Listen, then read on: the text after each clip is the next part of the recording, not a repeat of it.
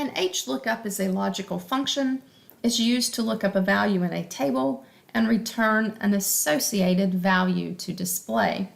For example, you can look up a product number in order to find the associated price for that product. In this case, we've got an example for grades. We will find our average, look that up in the data table here, or what we call the table array, and we will find the associated letter grade in order to display that here in column G.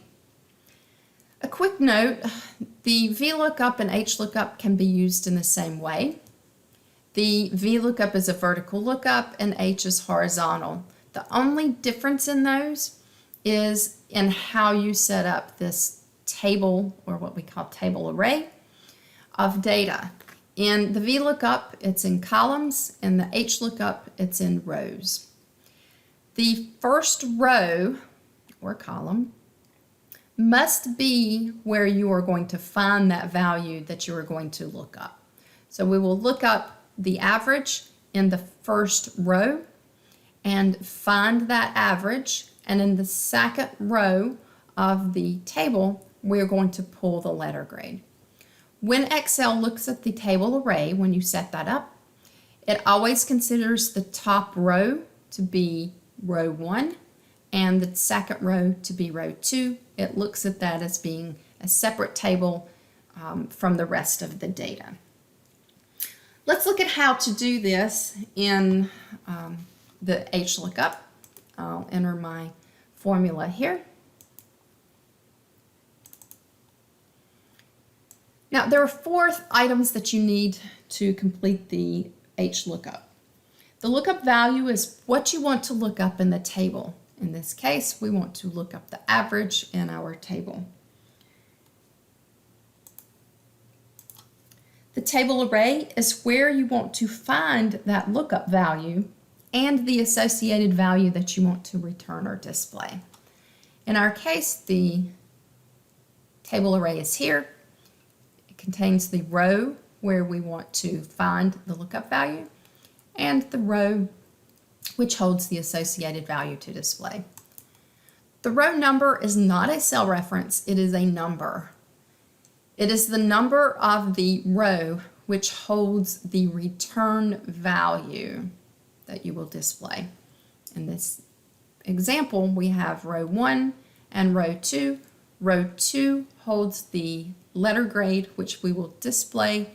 We will put row 2 for our row index number. The range lookup is going to be either true or false. If you insert true, it's going to find the closest match method. This means that for the average, it's going to find the closest match to that in this table.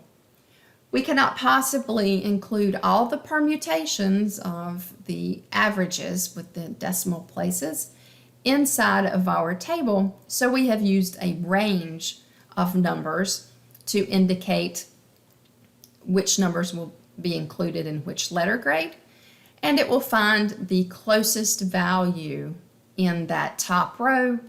For example, the 86.33, it's going to find the closest value to that and return a B. If you have data where you are going to find an exact match, for example, with the product number, you would have all of your product numbers in your table. And the product numbers would be exact in your table. So in that case, it would find the exact match for the product ID, and you would enter the word false here. If you do not enter anything, it assumes that you are looking for the closest match, and it will use true if you don't enter anything. Oh, before I copy this down, I do want to include my absolute cell references, so that table array data, those cell references will stay the same as I copy the formula down from one row to the next. I can copy this down.